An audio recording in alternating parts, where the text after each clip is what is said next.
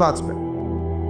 হায়াতের মধ্যে বরকত হয়, কিন্তু আল্লাহ পাকের নির্ধারিত হায়াত কিন্তু বাড়েও না কমেও না। আল্লাহ পাক যে সময় নির্ধারণ করেছেন এই সময়টুকুই আমাদের দুনিয়ার হায়াত। আল্লাহ পাক নির্ধারণ করে বলেছেন লিয়াবলুয়াকুম আইয়ুকুম আহসানু আমালা।